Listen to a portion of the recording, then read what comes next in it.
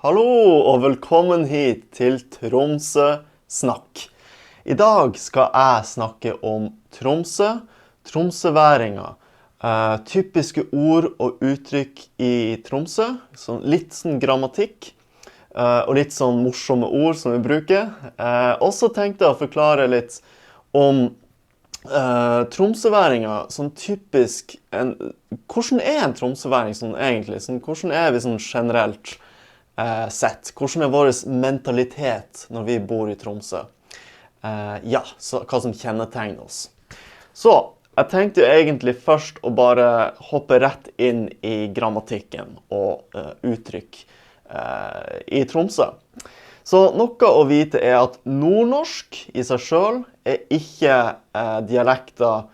Du kan ikke si at nordnorsk er Tromsø-dialekter. Grunnen er at for eksempel i Finnmark så snakker de veldig annerledes fra oss i Tromsø.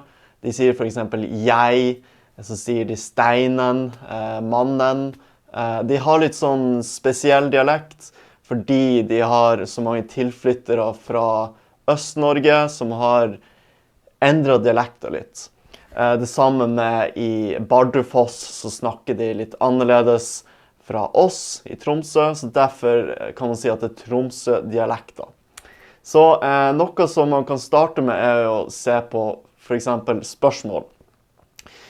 Hva du gjør, hva du holder på med, hva du vil gjøre nå. Og der er det jo det at du starter med hva, som er hva på bokmål, og så fortsetter du med subjektet etterpå. Dette er litt spesielt, fordi på bokmål, eller generelt, på østnorsk, sørnorsk, og egentlig alt sør for Trondheim, så sier de jo da, hva gjør du? Hva vil du gjøre? Mens i Tromsø så sier vi, hva du gjør? Hva du vil gjøre? Og det samme er for hvor, eller hvor. Det sier, hvor du drar i dag. Hvor du er. Ring på telefonen. Hvor du er? Hvor du er? Det sier, hvor er du? Sier vi, hvor du er. Du kan jo si, hvor er du? Men vi sier bare, hvor du er. Og det er sånn typisk i Nord-Norge generelt, og særlig i Tromsø så sier vi dette ganske så ofte. Litt spesielt. Så bare husk på det. En annen ting er at når du sier at du er ved en plass, så sier du da at jeg er ved flyplassen, eller jeg er ved butikken. Mens på nordnorsk, Tromsø-dialekten, så sier vi da attmed. Jeg er attmed butikken, jeg er attmed flyplassen, jeg er attmed huset mitt. Attmed, sier vi. Og det er da typisk for oss å si attmed og ikke att, eller ikke ved. Vi sier også noe som litt lignende, men vi sier lamme. Og jeg kan gi deg noen eksempler. Jeg er lamme Robert. Hvem er du lamme? Hvem er du lamme? Så jeg sitter lamme Robert. Jeg sitter lamme Robert. På østnorsk så sier man da jeg er sammen med Robert. Jeg er sammen med Robert. Og det lamme blir som å si sammen med. Lamme. Jeg er lamme Robert. Så litt spesielt, litt artig. Det er ofte man sier jeg sitter lamme han. Jeg sitter lamme deg. Jeg sitter lamme deg. Jeg sitter sammen med deg. Ja. Noen andre små ord som er ganske så typisk er å si for eksempel fisk. Fisk for fisk. Sier sny eller sne for snø. Det er jo så mye snø i Nord-Norge at vi sier jo da sny eller sne. Vi sier dette ganske så ofte. Men noe å vite er at for alle disse ordene her, fisk, sny, sne, dette er mer vanlig hvis du kommer lenger utfor Tromsø. Hvis du er i Tromsø sentrum, helt i sentrum, så liker faktisk ungdommen å snakke litt mer nærmere sånn som det på TV, sånn som Oslo-dialekter. Så vi sier da, jeg et fisk, jeg ser snø, eller sier du, jeg ikke. Og man prøver litt nærmere østnorsk. Mens hvis du kommer lenger utfor Tromsø, kanskje jeg vet ikke, du drar ut til Storelva, du drar ut til Hansnes, du kommer ut til Ringvassøy, du kommer lenger utfor Tromsø, så hører du fort at man snakker mer sånn bredt. Man snakker ikke sånn, man snakker litt mer sånn, si fisk, snø, sne, ja. Og så tenkte jeg også forklare en annen ting, som da som litt palatisering kaller vi.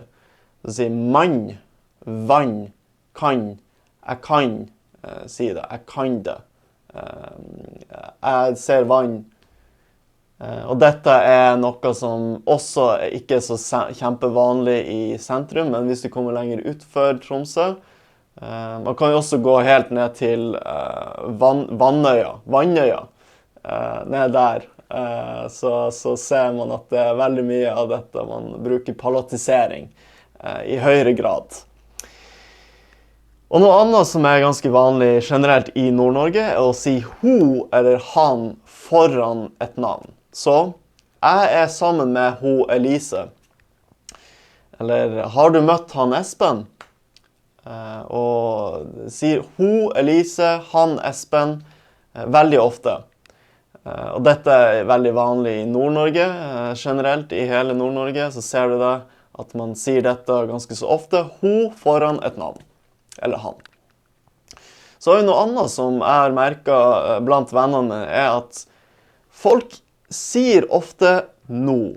Man sier ofte no på nordnorsk, men man skriver da nu på tekst. Litt spesielt, jeg kjenner folk som sier jeg drar til byen nå. Jeg drar til byen nå, eller jeg skal gjøre noe nå. Og så skriver de på tekstmelding nu. Jeg skal dra til byen nå. Og grunnen, jeg vet ikke helt hvorfor, men det også noe med at kanskje at man ønsker ikke å vise at man snakker bredt, og som sier nu, fisk, snø, sne, og så videre. Men man vil skrive det. Det litt sånn, litt rart, noe jeg merker, mens jeg bodde der. Så ja, no betyr da nå på bokmål. Yes, og jeg tenkte i neste leksjon å gå nærmere inn på grammatikk, litt mer sånn å vise hvordan verb bøyes, og hvordan man bruker sånne små interessante regler som vi har. Men nå tenkte jeg å hoppe rett over til tromsøværinger, altså det som kjennetegner oss tromsøværinger. Hva det som typisk oss? Nummer 1 jo da mørketid. Noe som du kanskje ikke vet, eller kanskje du vet, at i Tromsø eller i Nord-Norge det jo da mørketid i 2,5 måned. Og det starter jo da rundt november og slutter i midten av januar. Og da det ingen sol, og det mørkt. Og det jo da, du kan si at det lyst mellom 12:30 og 3, eller 3:30, så det lyst ute. Men det ingen sol. Og derfor må du ha en mentalitet. Du må tenke, ok, hvordan kan jeg gjøre denne tida så bra som mulig? Og det som greia når du tenker sånn, at du klarer alt mulig. Du klarer å komme over det. Hvis du har stearinlys, du spiser god og varm mat, du drikker kakao, du har mye varme inne i huset ditt, og du har det koselig, så går det fint, som vanlig. Og det faktisk noe som nordmenn setter pris på. I Tromsøværinger setter pris på den tida ekstra mye, fordi vi synes det veldig koselig. Så det jo noe som veldig interessant. Og jeg tror hvis du flytter til Tromsø, så vil du også bli vant til det, og kanskje til og med sette pris på mørketida. Så det litt interessant. Og så noe som typisk tromsøværinger, at vi patriotisk. Vi synes at dette Nordens Paris. Vi synes at Tromsø den beste byen i Norge. Og vi veldig stolte av det. Hvis du ser på kartet, så ser du da at Tromsø er veldig isolert fra resten av Norge. Den nærmeste store byen er jo da Bodø, som er for oss lillebroren vår. Så det er jo litt artig at vi setter oss på kartet veldig høyt. Og nå er det veldig mye turisme i Tromsø, folk kommer hit, det er veldig populært i byen. Men du må vite at for 20 år siden, så ingen brydde seg om Tromsø nesten. Tromsø var bare en nordisk by der det var kaldt og mye snø, ikke sant? Så klart, det er jo masse fine fjell her. Som jeg også tenkte å gå videre på, er at typisk tromsøværing er friluftsliv. Det er veldig vanlig å gå på fjellturer og på toppturer og bestige fjell.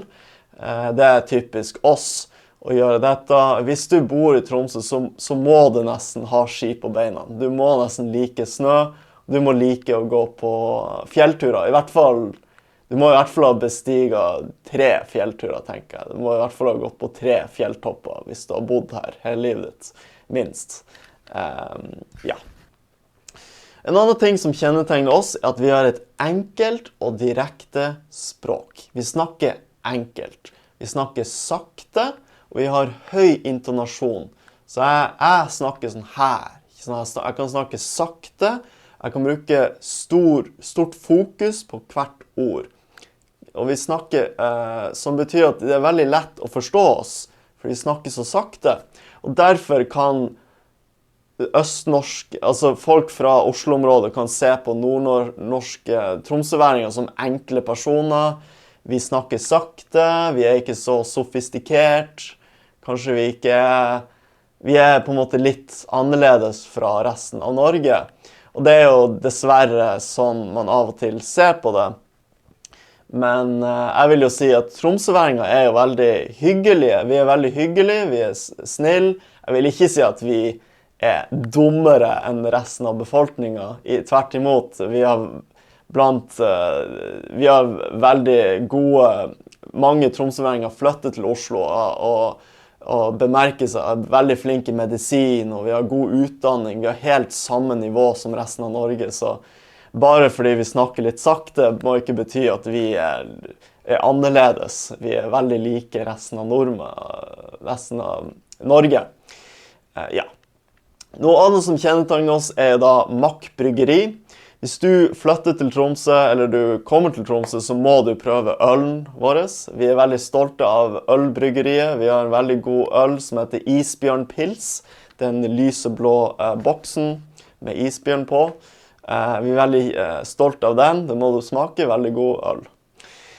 Yes. Jeg tenkte å runde av og avslutte dette med å snakke om noe som små regler når du bor i Tromsø er å alltid ha piggdekk på bilen din på vinteren.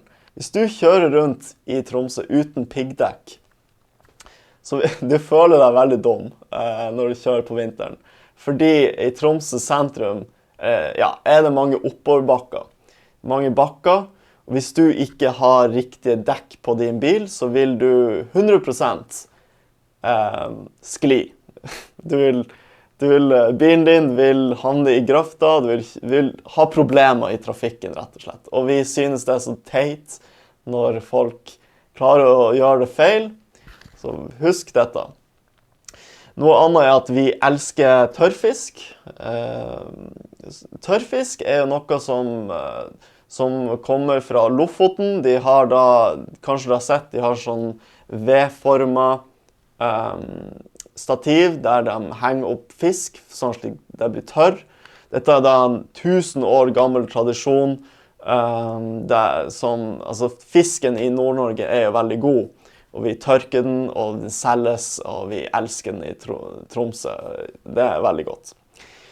Og noe jeg tenkte å avslutte med var å si at vær ikke er et problem. Vær er rett og slett ikke et problem for oss. Selv om det er snøstorm, hvis det er regn, hvis det er snø, hvis det er alt mulig av vær, vi bryr oss ikke. Jeg som barn, jeg husker at det var snøstorm ute, det var veldig kaldt, Mamma sa til meg, gå ut og lek i 1 time. Du får ikke lov å komme inn. Du må være ute og leke i 1 time. Jeg kommer til å låse døra. Så jeg måtte ut og leke, selv om jeg ønsket å være inne og se på TV, så måtte jeg gå ut. Og det er sånn typisk Tromsø, at du tvinges til å gå ut og leke i snøen, uansett hvordan været er. Du må lære deg hvordan du overlever å være ute når du er et barn. Så vi har som mentalitet at også på flyplassen så ser du at det har ikke noe å si hvor mye snø eller vind eller whatever. Vi er veldig raske med å fjerne snøen med snøploger, og vi har et godt system for at vi kommer oss frem i trafikken, i både flytrafikken og på veien. Ja, og det var det jeg tenkte å runde av med i dag. Jeg håper dette var gøy for deg, nyttig. Det er jo alltid artig å snakke om Tromsø, og jeg håper jo du en dag får besøke Tromsø og får bo der kanskje. Og gjerne legg igjen en kommentar nedfor hvis det er noe du ønsker jeg skal gå igjennom, noe som du er nysgjerrig på i Nord-Norge, så vil jeg gjerne snakke om det for neste gang. Men ja, uansett, tusen takk for i dag, så snakkes vi neste gang, kanskje om en måneds tid, og med Tromsø-snakk. Så får du ha en fin dag videre. Vi snakkes!